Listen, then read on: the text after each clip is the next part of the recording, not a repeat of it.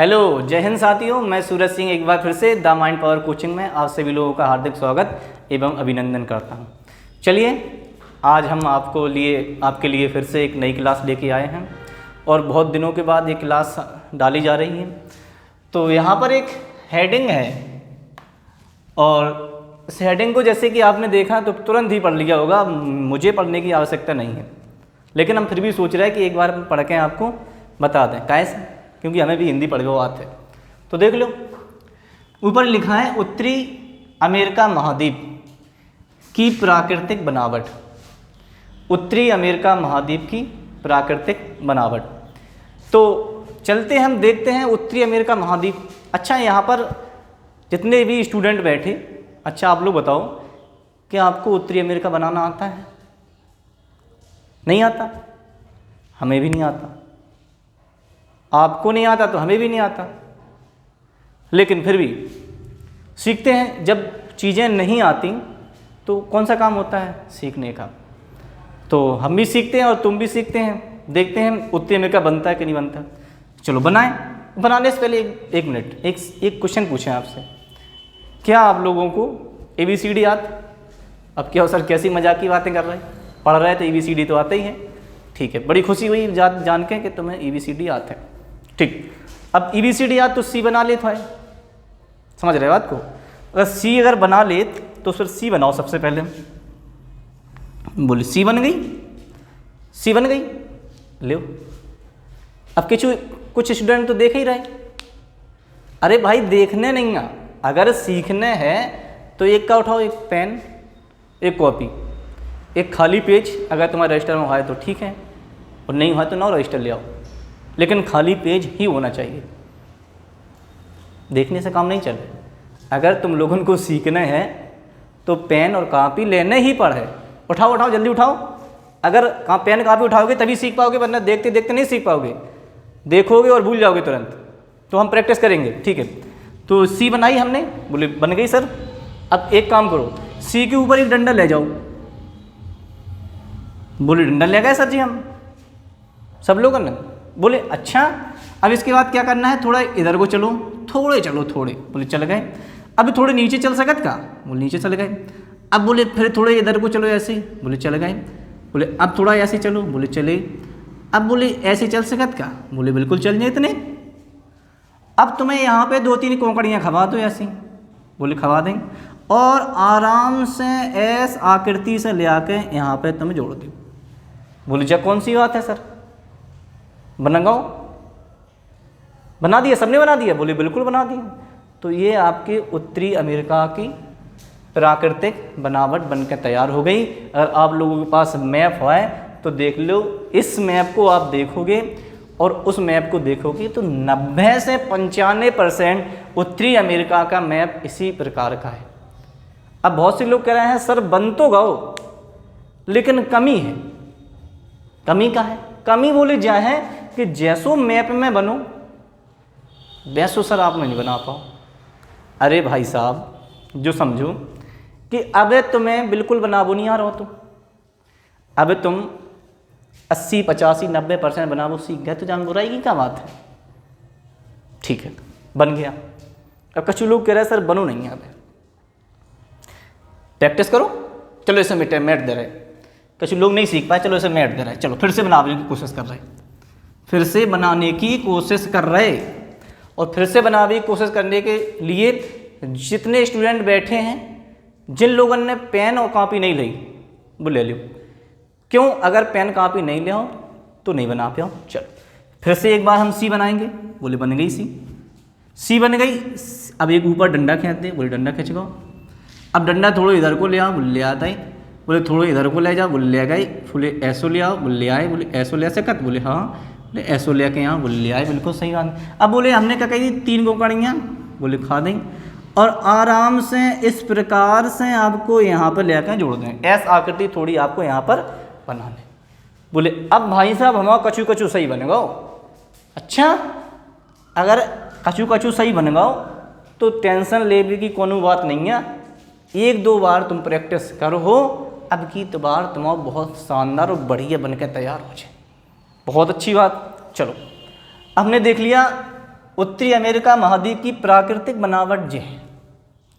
अब कुछ चीज़ें और भी हम देखें, जैसे यहाँ ये जो आपको सी दिखाई दे रही, और ये सी 1 नंबर डालो और यहाँ लिखो मैक्सिको की खाड़ी।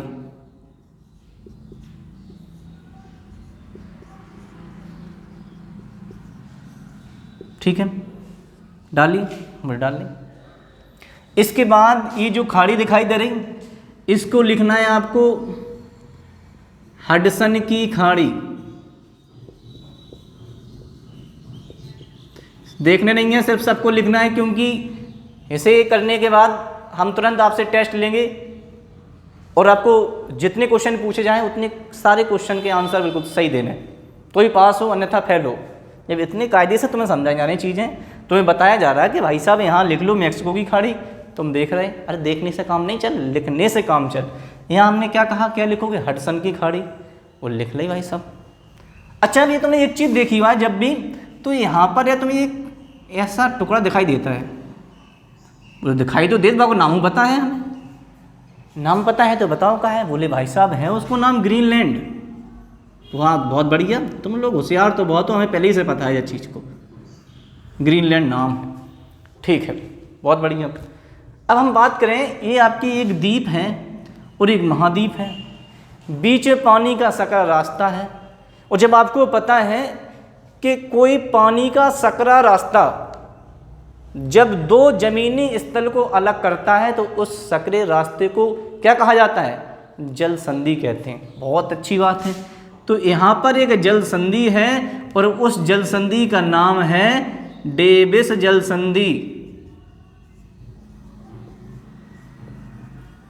समझ गए? बोले भाई साहब बिल्कुल समझ गए। 1 नंबर मैक्सिको की खाड़ी, 2 नंबर हडसन की खाड़ी, 3 नंबर क्या क्या हो, ग्रीनलैंड, 4 नंबर क्या है आपके, डेविस जल संधि। बोले वाह। अब आगे आगे बता रहे, आगे इधर को आओ पीछे। तो ये जो क्षेत्र है और इस क्षेत्र है, ये जो महाद्वीप है वो है रूस। और फिर से तुम्हें एक पानी का सकरा रास्ता दिखाई दे रहा है और इस पानी के एक सकरे रास्ते को कहा जाता है बेरिंग जल संधि। क्या कहते हैं, बेरिंग जल संधि कहते हैं भैया। समझे बात को? बोले समझ में तो आ रही भाई साहब, बहुत अच्छी बात है अगर समझ में आ रही तो। ठीक है, बेरिंग जल संधि 1 2 3 4, कौन सा नंबर डाल दो, 5वां नंबर है आपकी बेरिंग जल संधि। ठीक, अब इसके बाद यहाँ पर एक सागर है और उस सागर का नाम क्या है, नहीं नहीं नहीं नहीं, जो सोच रहा है वो तो बिल्कुल ही नहीं है। यहाँ पे जो सागर है उस सागर का नाम है ब्यूफोर्ट सागर और बाकी ऊपर है आर्कटिक सागर, आर्कटिक महासागर। तो यहाँ पर एक सागर है उसका नाम है ब्यूफोर्ट सागर। अच्छा जो बात है, ठीक है, ये है ब्यूफोर्ट सागर। 5 के बाद ये कौन सा नंबर डालो, 6ठा नंबर डाल दिया। ठीक, इतनी बात क्लियर है? बोले भाई साहब क्लियर है। अब हमें कुछ और चीज़ें दिखाई दे रही, वो भी हम आपको बता दें।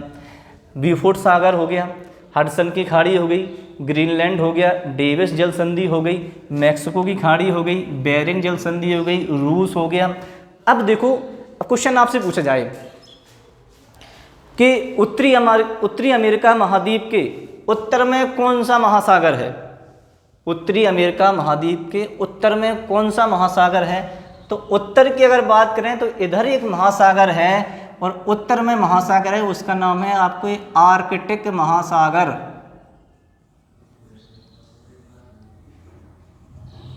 कौन सा सागर है, कौन सा महासागर, सागर नहीं, काय सागर निकल रही मौत है, बड़ा है वो तो, छोटा थोड़ी है सागर, बड़ा है, बड़ा होता है महासागर।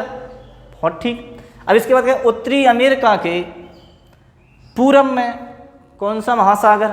कहोगे भाई साहब एस आकृति का है और उसका नाम है अटलांटिक, अटलांटिक महासागर। बहुत बढ़िया। इसके बाद आपसे पूछे कि बताओ उत्तरी अमेरिका के पश्चिम में कौन सा महासागर है? तो क्या हो भाई साहब, जो सबसे शांत रहा, और शांत कौन रहा? जो बहुत बड़ा विद्वान व्यक्ति होता है वो हमेशा शांत रहता है। और यहाँ पर कौन सा महासागर है? प्रशांत महासागर। और सबसे बड़ा महासागर इसी को कहा जाता है। बोले भाई साहब उत्तर में बता दी आर्कटिक महासागर, पूर्व में बता दी अटलांटिक महासागर, और पश्चिम में बता दी प्रशांत महासागर। लेकिन क्वेश्चन अगर पूछ लिया जाए कि उत्तरी अमेरिका के दक्षिण में क्या है, तो दक्षिण में दक्षिणी अमेरिका है, वो हम बताएं आगे चल के। इतनी चीज़ें याद रखो, जरूरी थोड़ी है कि एक ही दिन तुम बिल्कुल विद्वान ही बन जाओ। चीज़ें धीरे धीरे सीखो, जरूरी थोड़ी है। ठीक है, इतनी चीज़ें हमने आज सीख ली। नंबर डला है, कितनी चीज़ें सीखी? मैक्सिको की खाड़ी 1, हडसन की खाड़ी 2, ग्रीनलैंड 3, डेविस जल संधि 4, बेरिंग जल संधि 5, ब्यूफोर्ट सागर 6, इसके बाद ये जो रूस वाला है, रूस तो छोड़ा ही दो, 6, ये अटलांटिक महासागर 7, प्रशांत महासागर 8, आर्कटिक महासागर 9 हो गए। 9 चीज़ें सीखी। अब 9 चीज़ें सीखी, अब 9 में मज़ा नहीं आ रहा। अब जब सोच रहे कि कुछ चीज़ें और सीख जाएं, तो 2-3 चीज़ें और हम आपको बता रहे हैं यहाँ पर।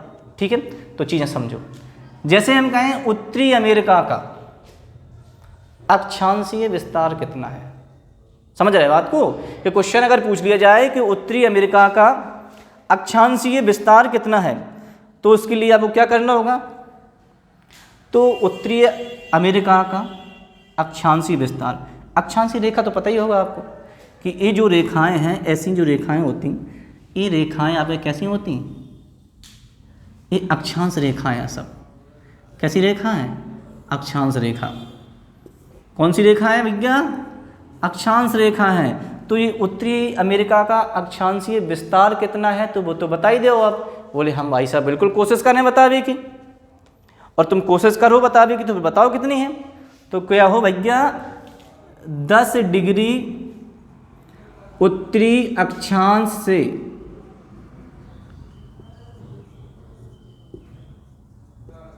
10 डिग्री उत्तरी अक्षांश से 80 डिग्री उत्तरी अक्षांश।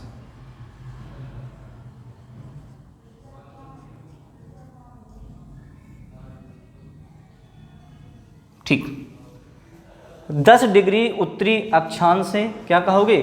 80 डिग्री उत्तरी अक्षांश। पूरा लिख दें, अक्षांश नहीं लिखो, उत्तरी अक्षांश लिख दो। तुम लोगों को पूरा लिखना है उत्तरी अक्षांश। ठीक, अब भाई साहब अक्षांशीय विस्तार तो बता दो, लेकिन देशांतरीय विस्तार नहीं बताओ आपने। तो देशांतर रेखा कैसी होती? इस प्रकार की रेखा अगर खींची जाए, ये जो आपके पृथ्वी पर इस प्रकार की रेखा है, इन रेखाओं को क्या कहा जाता है? इन रेखाओं को कहा जाता है देशांतर रेखाएं।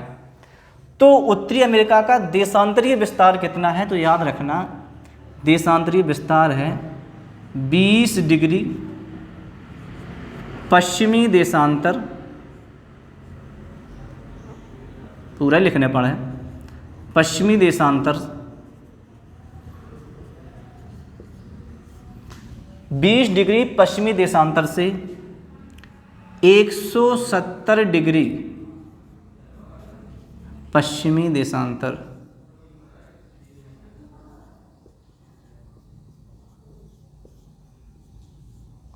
पश्चिमी देशांतर।